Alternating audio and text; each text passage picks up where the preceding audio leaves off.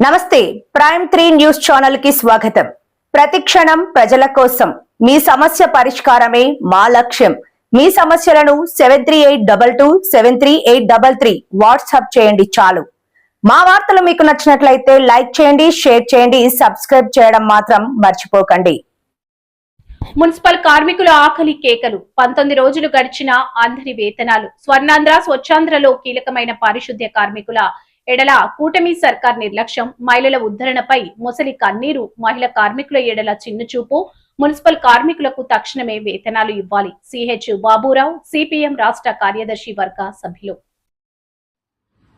ఈ నెల 19 రోజులు గడిచినా సరే రాష్ట్రంలో ఉన్న మున్సిపల్ కార్మికులకి ఇంతవరకు జీతాలు పడలా. వాళ్ళందరూ పారిశుద్ధ్య కార్మికులు, కాంట్రాక్టు ఆప్కాస్ లో పనిచేసేటువంటి కార్మికులు, అందులోనూ మహిళా కార్మికులు ఎక్కువ మంది. ఒక్క విజయవాడలోనే దాదాపు 5,000 మంది పైగా జీతాలు రాక అల్లాడుతా ఉన్నారు. రాష్ట్రంలో 50,000 మంది కార్మికులు వాళ్ళు జీతం వచ్చే తప్ప బతకలేని పరిస్థితి ఏర్పడింది. మేము జీతాలు పెంచుతాం అని చెప్పినటువంటి ప్రభుత్వం ఉన్న జీతం కూడా ఇవ్వట్లేదు. వాళ్ళకు వచ్చే జీతం ఎంత, వాళ్ళు బతికేది ఎలాగా? ప్రభుత్వానికి ఈరోజు మీరు కోట్లు ఖర్చు పెడుతున్నాం, వందల వేల కోట్లు ఖర్చు పెడుతున్నాం, అభివృద్ధి పదం అని చెప్తున్నారు. మళ్లీ పైపెచ్చు స్వర్ణాంధ్ర స్వచ్ఛాంధ్ర. నిన్నే ముఖ్యమంత్రి గారు నెడదవోలులో పాల్గొన్నారు. కానీ ఆ స్వర్ణాంధ్ర స్వచ్ఛాంధ్రలో కీలక పాత్ర వహించేటువంటి కార్మికులకి ఇంతవరకు జీతాలు రాలా. దాని గురించి ఒక్కళ్ళు నోరు మెదపల.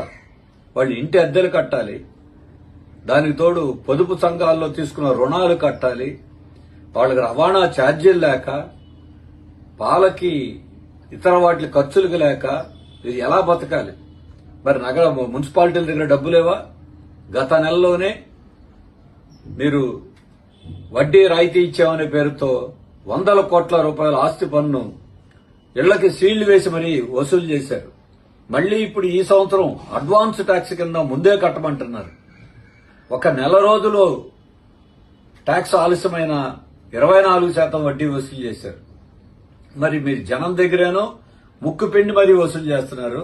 కానీ వాళ్ళకి ఇవ్వాల్సిన చట్టబద్దమైన జీతాలు కూడా 1వ తారీఖు ఇవ్వటానికి లేకపోతే ఇంకా మీరు ఎలా మహిళల మీద, కార్మికుల మీద పేరుకు మాత్రం రేపు మహిళా ఉద్ధరణ లేదా మహిళా బిల్లు అని మాటలు చెప్తున్నారు. వాళ్ళకి జీతాలు కూడా ఇవ్వలేనటువంటి పరిస్థితి ఏర్పడింది. మరి వీటి మీద ముఖ్యమంత్రి గారు ఏమీ తెలియనట్టుగా మాట్లాడుతారు. మున్సిపల్ శాఖ మంత్రి గారు ఆ అమరావతి కట్టడాలు వీటి గురించి తప్ప ఇంకా అసలు ఆయన మున్సిపల్ శాఖలో ఏమవుతుందో కూడా పట్టించుకోవట్లా. ఈ రోజున ఇప్పటికైనా సరే స్పందించి వాళ్ళ వేతనాలు వెంటనే ఇవ్వకపోతే వాళ్ళు రోడ్డు పడక తప్పదు. సిపిఎం పార్టీ తరఫున డిమాండ్ చేస్తున్నాం. వాళ్ళు ఆందోళన దిగాల్సిన పరిస్థితి వస్తుంది. ఆందోళన కూడా ప్రభుత్వమే బాధ్యత వహించవలసి వస్తుంది.